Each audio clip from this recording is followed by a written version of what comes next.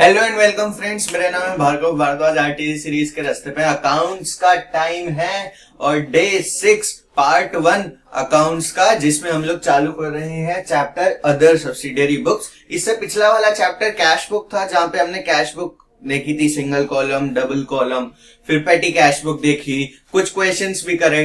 तो इस चैप्टर में भी वैसे ही कुछ होने वाला है। पिछली वीडियो की स्टार्टिंग मतलब कैश बुक की स्टार्टिंग में मैंने आपको बहुत सारी बुक्स के नाम लिखवाए थे।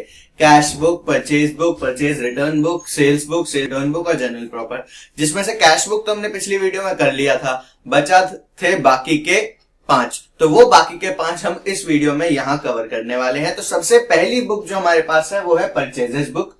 देखो, 2 टाइप की बुक्स बनती हैं, एक विद जीएसटी, एक विदाउट जीएसटी। विदाउट जीएसटी वाली तो आजकल बननी बंद हो गई है जब से जीएसटी लगाए, लेकिन पहले ये 2 फॉर्मेट थे। तो आपके में शायद सिर्फ जीएसटी वाली होगी। फिलहाल मैं दोनों बता देता हूं, क्योंकि विदाउट जीएसटी थोड़ी छोटी है तो कोई दिक्कत नहीं है। अगर क्वेश्चन आ भी जाता है विदाउट जीएसटी का, तो आप ऊपर वाली बना के आ जाना। तो सबसे पहला है विदाउट जीएसटी में फॉर्मेट क्या होता है, डेट होता है कॉलम, फिर अगला कॉलम होता है पर्टिकुलर्स का, देन आईएन मतलब इनवॉइस नंबर, मतलब बिल पे जो नंबर लिखा हुआ है आपका बिल नंबर। फिर लेजर फोलियो की लेजर में एंट्री कहां है, डिटेल्स और अमाउंट। देखो, एक बात बहुत ज्यादा क्लियर होनी चाहिए कि ये सारी बुक्स आप जर्नल, जो हमने पिछला चैप्टर पढ़ा था, जर्नल पढ़ा, लेजर पढ़ा, फिर कैश बुक पढ़ा था, तो जर्नल हमने पढ़ा था, ये सारी की सारी बुक्स, कैश बुक और ये अदर बुक्स उस जर्नल के बदले में बनती हैं। मतलब यदि आपको जर्नल नहीं बनाना है तो आप ये सारी बुक्स बना सकते हो। अगर आपका मन जर्नल बनाने का है तो जर्नल बनाओ, ये सारी बुक्स बनाने की कोई जरूरत नहीं है। टू अ बिजनेसमैन, लेकिन हमको क्वेश्चन बताएगा कि ये बनाओ, ये बनाओ, ये बनाओ, ये ऑप्शन हमारे पास नहीं है कि जर्नल का क्वेश्चन आएगा या कैश बुक का क्वेश्चन आएगा। हमारे पास ये ऑप्शन नहीं है। But in a businessman, in reality businessman के पास चॉइस है कि या तो वो जर्नल बनाए या फिर ये किताब बुक्स बनाए। तो उसी के साथ इसी दिमाग में ये पॉइंट रखना, क्योंकि आगे मैं कुछ ऐसी बात बताऊंगा जिसके साथ तुम शायद कंफ्यूज हो जाओ। ठीक है, तो ये बन गई हमारी परचेजेस बुक, जहां पे परचेजेस की जितनी भी क्रेडिट एंट्रीज होंगी वो सारी यहाँ पे आएंगी। तो मतलब जिस भी ट्रांजैक्शन, जब भी हमने उधारी पे माल खरीदा है, वो सारी ट्रांजैक्शन यहाँ आएंगी। Particulars, INLF। देन हमारे पास कॉलम है डिटेल्स का, जहां पे आप एक एक करके डिटेल लिखोगे कि इतनी, अभी बताएंगे कि इतनी शर्ट खरीदी, अगर आपका गारमेंट का काम है तो इतने के ट्राउजर्स खरीदे, इतना डिस्काउंट दिया। अच्छा, मैंने आपको बताया था कि ट्रेड डिस्काउंट अकाउंट्स में हम नहीं लिखते हैं, कैश डिस्काउंट लिखते हैं। लेकिन क्योंकि ये जो बुक्स हैं ये अकाउंटिंग का स्टार्टिंग पॉइंट है और इन एग्जैक्ट अकाउंटिंग में नहीं आती, क्योंकि एग्जैक्ट अकाउंटिंग में तो हमारी जर्नल आती है ना। पहले तो आप जर्नल का ऑप्शन है हमारे पास, अगर आपको जर्नल नहीं बनाना तब आप ये किताबें बना सकते हो।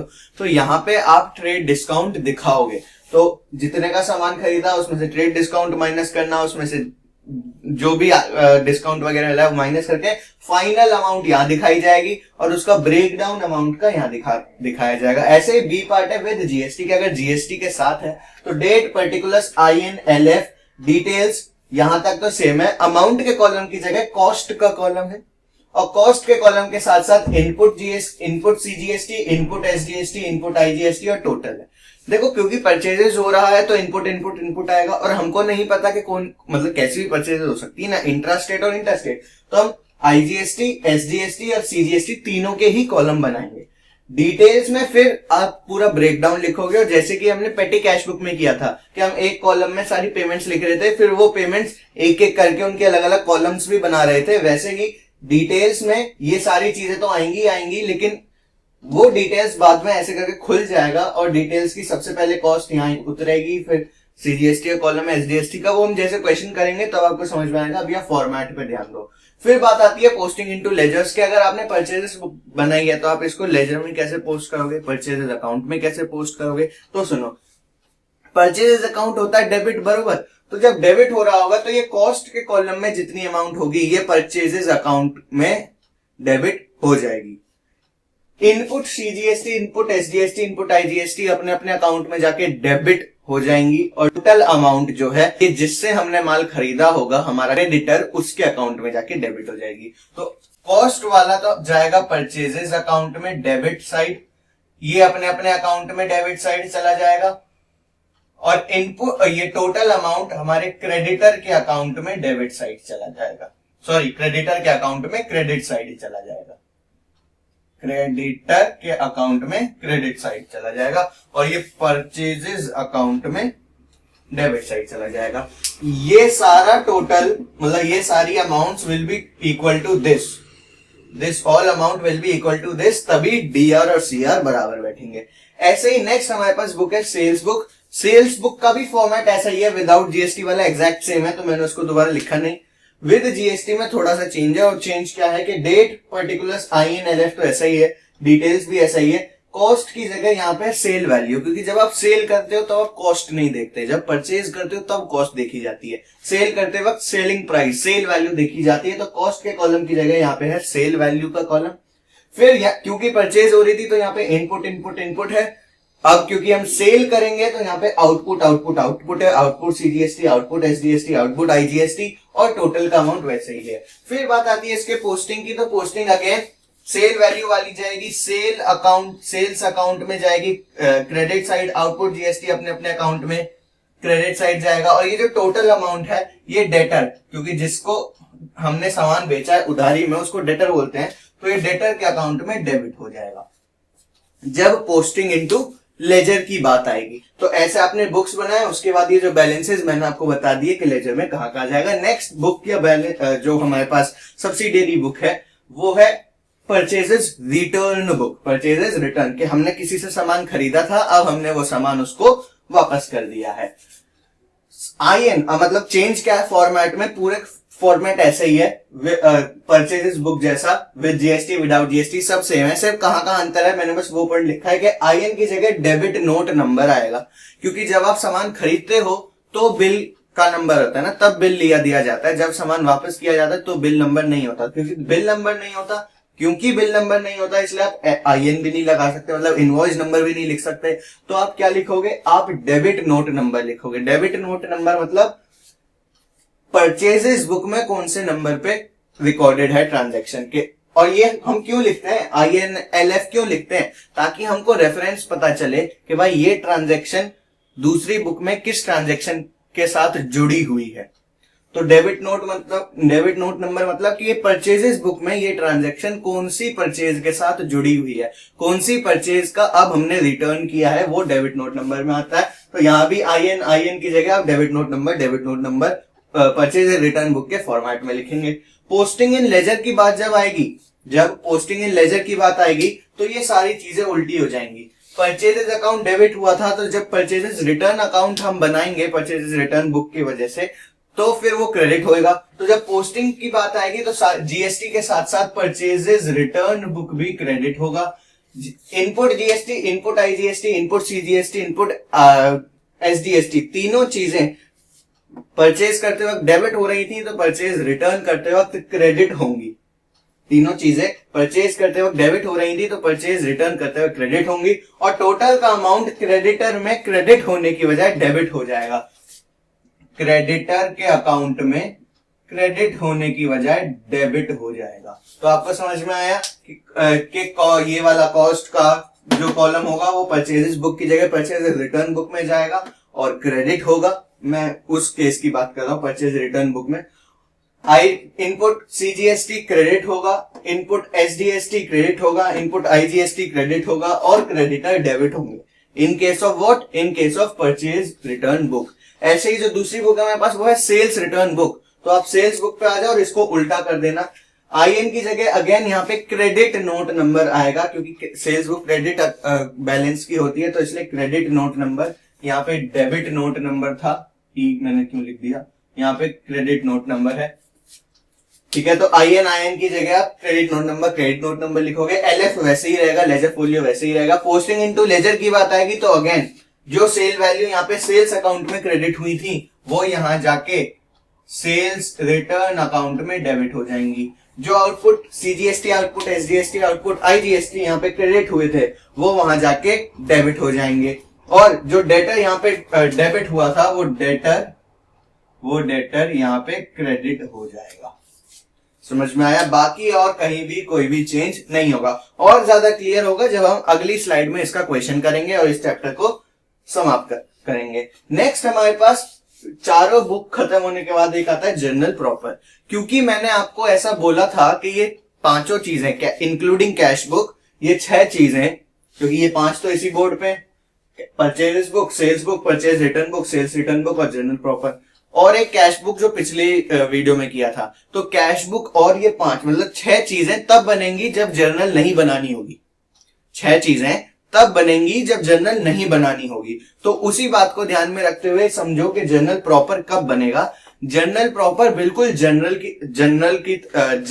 की तरह ही है, बिल्कुल जर्नल की तरह है। सिर्फ इतना अंतर है कि इसमें जर्नल प्रॉपर में cash related, sales related, purchase related या सेल्स रिटर्न या परचेज रिटर्न रिलेटेड कोई ट्रांजैक्शन नहीं आएगी। मतलब जो ट्रांजैक्शन आप एक बार ये चारों बुक और मैं ऊपर लिख रहा हूं कैश बुक, ये चारों बुक और इस कैश बुक मतलब टोटल मिला के इन 5 बुक में लिख चुके हो, तो मैं एक काम कर देता हूं टू मेक इट इजी, इसका नंबर 6 देके इसका नंबर 5 दे देता हूं।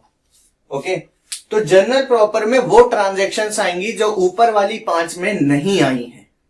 जर्नल प्रॉपर में वो ट्रांजैक्शंस आएंगी जो ऊपर वाली 5 में नहीं आई हैं। इन दिस वे आप बिजनेस की सारी ट्रांजैक्शंस रिकॉर्ड कर लेते हो प्रॉपर तरीके से। तो ये 6 चीजें कब बनेंगी? जब आप जर्नल नहीं बना रहे हो। अगर आप जर्नल नहीं बना रहे हो तो आपको ये 6 चीजें बनानी है। पहली 5 चीजें तो आपको बहुत ज्यादा क्लियर है कि कौन सी इनकी जो जो रेस्पेक्टिव एंट्री होगी उनकी बुक में चली जाएंगी। इन 5 में अगर कोई एंट्री आने से रह गई है तो फिर वो जर्नल प्रॉपर में जाएगी, और जर्नल प्रॉपर का पोस्टिंग, उसका फॉर्मेट एग्जैक्टली जर्नल की तरह ही है, सिर्फ नाम आगे प्रॉपर शब्द जोड़ दिया गया है, बाकी और कोई चेंज नहीं है। अब कौन सी एंट्री हो सकती है जो सेल परचेज से बचना है? अब देखो, बिजनेस में सिर्फ सेल या परचेज तो होती नहीं है। ऐसा तो है नहीं कि सिर्फ सेल होगी, परचेज होगी, उसकी इलेक्ट्रिसिटी का खर्चा आएगा, बरोबर, उसका सैलरी का खर्चा होगा, रेंट का खर्चा होगा, टैक्सेस का खर्चा होगा, वेजेस का खर्चा होगा, इतने सारे खर्चे होंगे। वो सारे खर्चे की कोई अलग से बुक तो बनेगी नहीं, तो वो सारे खर्चे जर्नल प्रॉपर में रिकॉर्ड होंगे। विद दिस हमारा समझने का या थ्योरेटिकल पार्ट तो चैप्टर का खत्म होता है। अब मैं एक इलस्ट्रेशन नंबर 17 उठा रहा हूं। इसमें शायद 3 बुक्स को इंक्लूड किया गया। कैश बुक तो खैर हम कर चुके हैं, वो तो कहीं आएगी नहीं इस वीडियो में। तो शायद 3 बुक का इसमें बनाने को बोला है, वो अभी देखते हैं नेक्स्ट स्लाइड पे जब पेज टर्न करेंगे तो क्या होगा। विद दिस हमारा ये जानते हुए आपको खुशी होगी कि हमारा ऑलमोस्ट 50% सिलेबस आज इस वीडियो में खत्म हो जाएगा। तो उसी खुशी के साथ अगली स्लाइड पे बढ़ते हैं। तब तक आप इसको फटाफट नोट डाउन करो। ये कैश बुक चाहो तो लिख लो, वरना रहने दो, कोई दिक्कत की बात नहीं है। जब आप 3, 4 और 6 लिखोगे तो अपने आप याद आ जाएगा कि 5th कैश बुक है। नेक्स्ट स्लाइड आ चुके हैं। इलस्ट्रेशन 17 आपकी बुक की मैं डिस्कस करूंगा। कैश हम लोग नहीं, बल्कि वो पिछले वीडियो में बहुत डिटेल में देख चुके, तो जितनी एंट्री होंगे उसे छोड़ देंगे, बाकी सारी एंट्री अपन रिकॉर्ड करेंगे। तो सबसे पहली ट्रांजेक्शन है Raj started a business with cash और बैंक वॉटएवर ₹6 लाख। तो जैसे ही हमको ये पता चला कि कैश या बैंक की ट्रांजेक्शन है तो हमने वैसे ही ट्रांजेक्शन छोड़ दी, because we are not making the cash book. Next है furniture purchase from modern furniture for ₹50,000 plus CGST SDST @6%। तो एक बात सुनो, परचेज फर्नीचर, क्या ये परचेजेस बुक में जाएगा? हाँ बोलने वाले कितने हैं? जी नहीं। Purchase return, sales return book में से वही ट्रांजैक्शन जाएंगी जो बिजनेस के गुड्स से, इन्वेंट्री से रिलेटेड होंगी। Furniture is related to the asset, not to the inventory. That's why ये ट्रांजैक्शन परचेजेस बुक में नहीं जाएगी। अगर ये ट्रांजैक्शन परचेजेस बुक में नहीं जाएगी तो ये ट्रांजैक्शन कहां जाएगी भाई? इन चारों में से तो किसी में नहीं आ रही, तो बच्चा जर्नल प्रॉपर। जर्नल प्रॉपर पे हम लोग एंट्री पास करेंगे 4 अप्रैल, मतलब 4.19, क्योंकि 2019 की ट्रांजैक्शन है। फर्नीचर अकाउंट डेबिट, इनपुट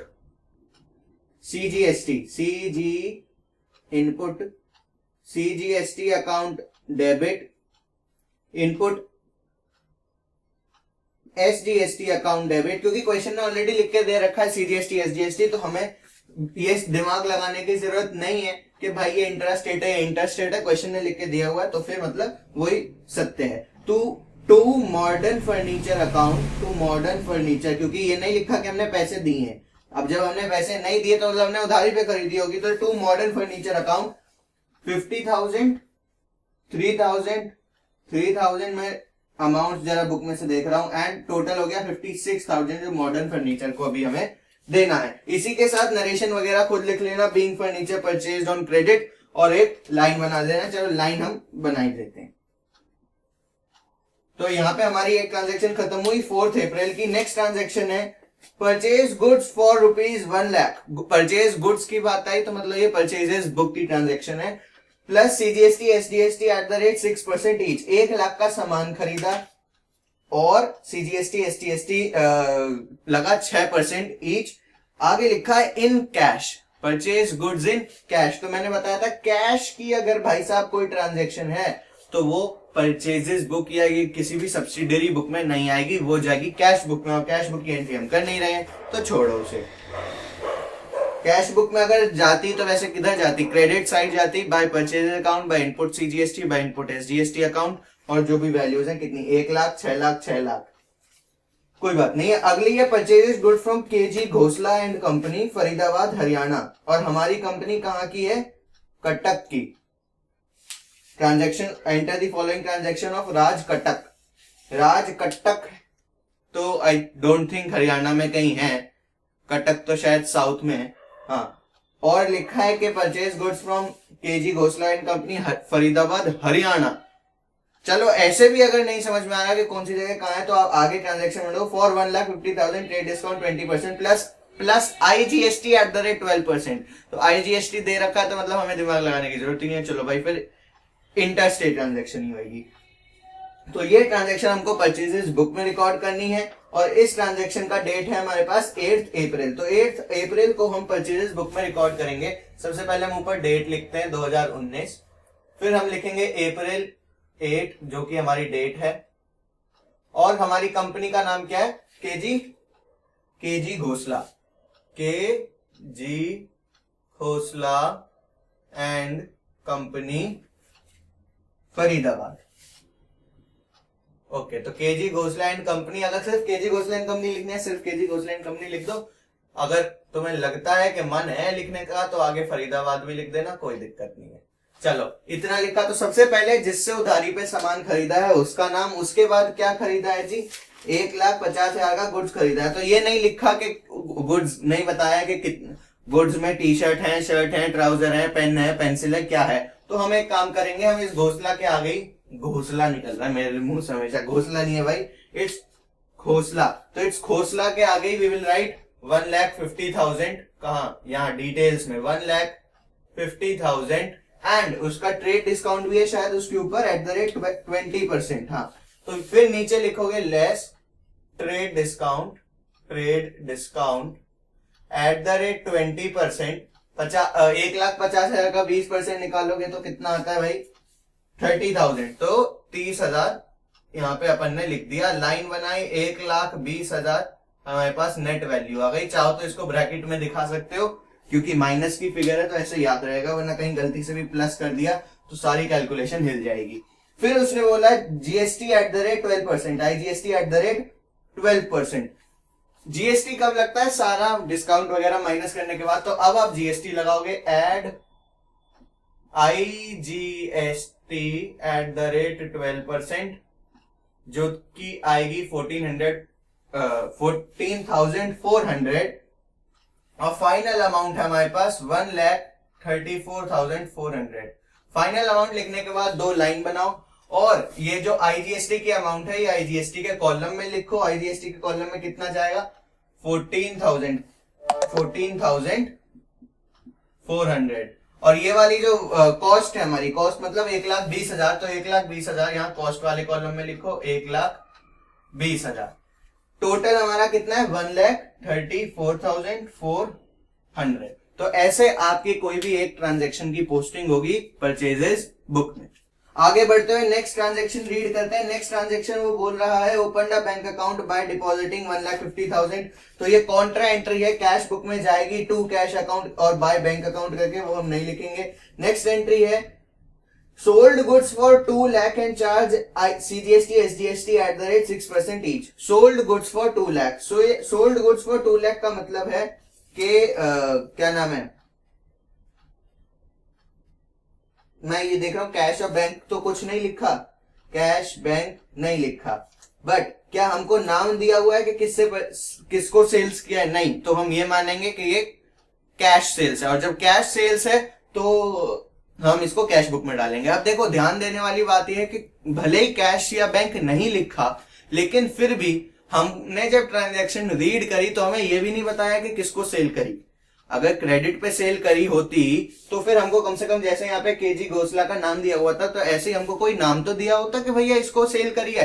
क्योंकि हमारे पास कोई नाम भी नहीं है और ये भी नहीं लिखा हुआ कि कैश सेल्स है या कैसी सेल्स है, तो हम इसको नॉर्मल सेल्स मतलब कैश सेल्स मानेंगे। और ये एंट्री भी कैश बुक में जाएगी। Debit side to sales account, to output CGST account, to output SDST account, 2,12,000 करके ये एंट्री पोस्ट हो जाएगी। नेक्स्ट है April 10 purchased stationery from MS Mart for 5,000 plus CGST SDST at the rate 6% each.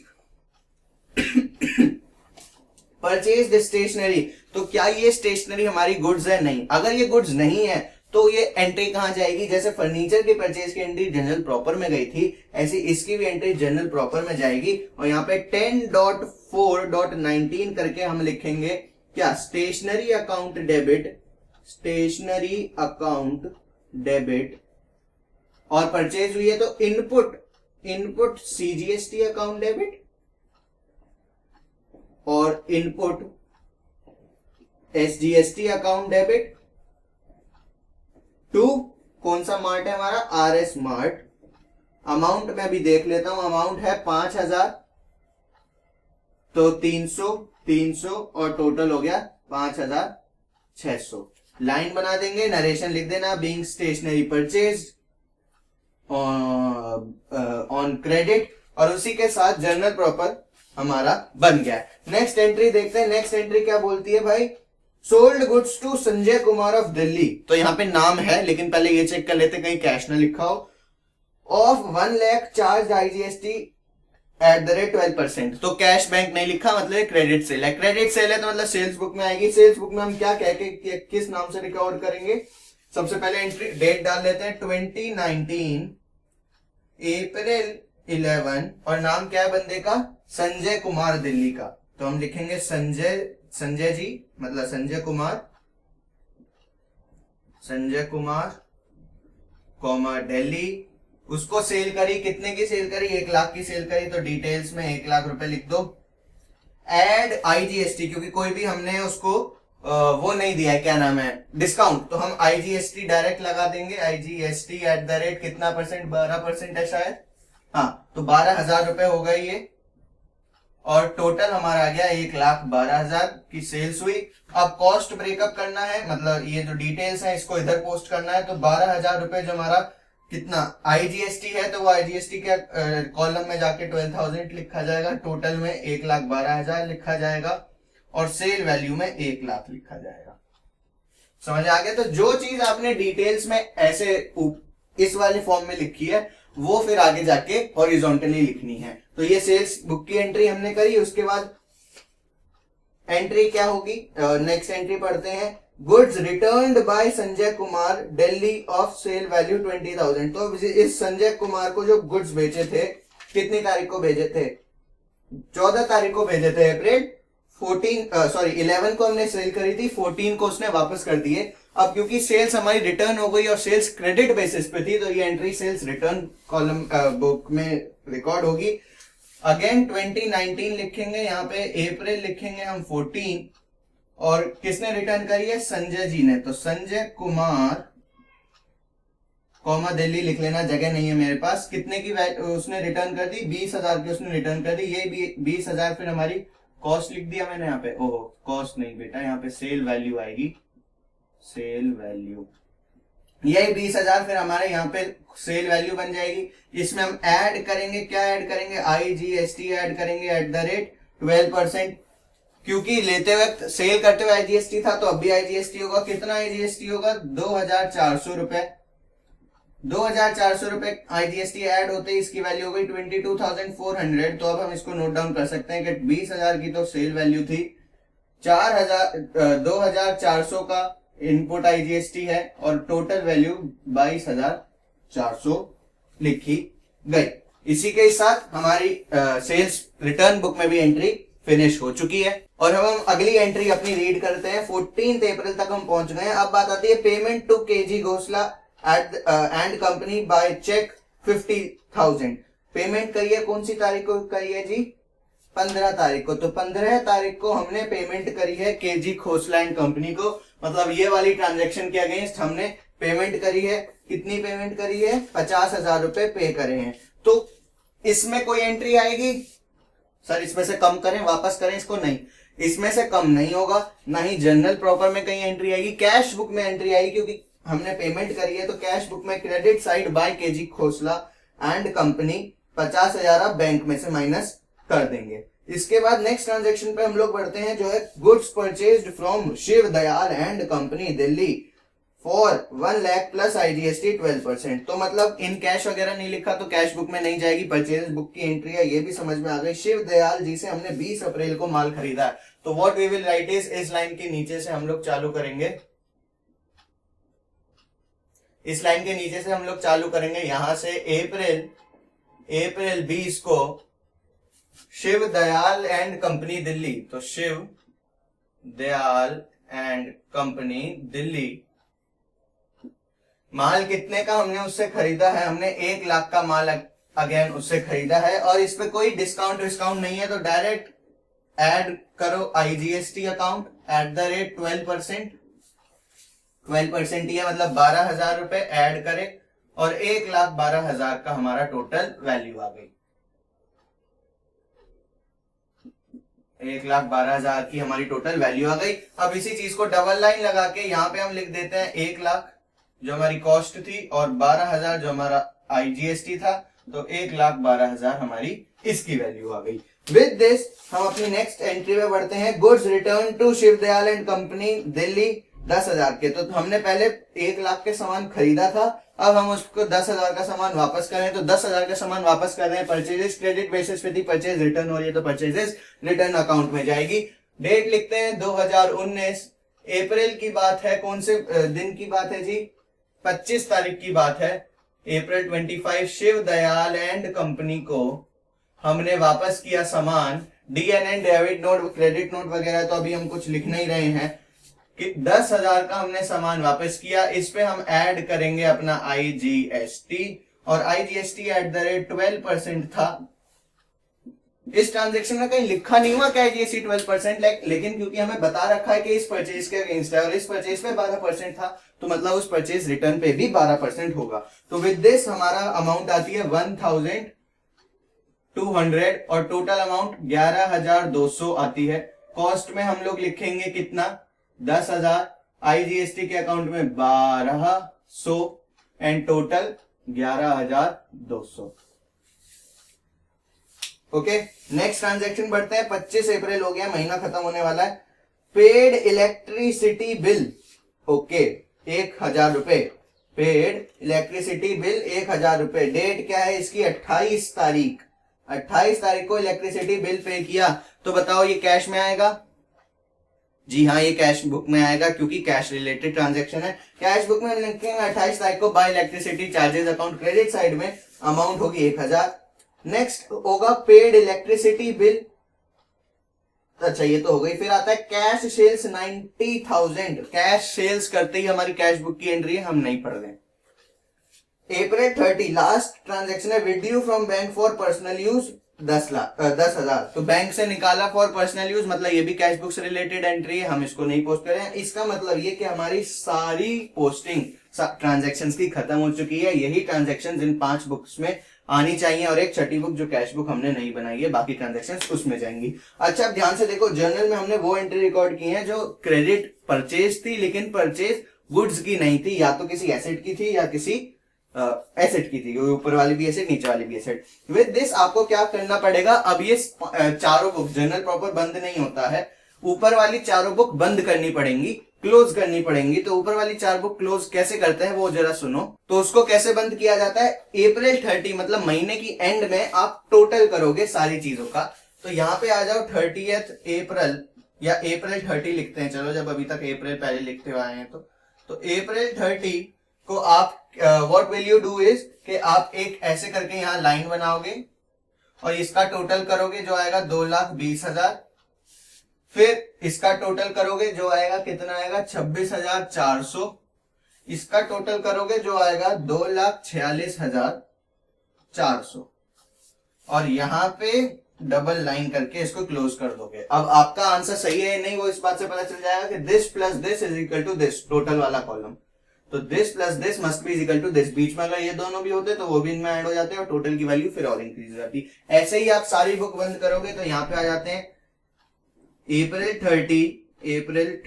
30, यहां लगाई हमने लाइन 1,00,000, ये तो आसान है क्योंकि एक ही ट्रांजैक्शन है, 12,000 और 1,12,000, 2 लाइन हमने लगाई और हमारा टैली हो रहा है। ऐसे ही यहाँ पे आ जाओ अप्रैल 30, लाइन लगाओ 10,000, 1,200, 11,200, डबल लाइन, बुक बंद।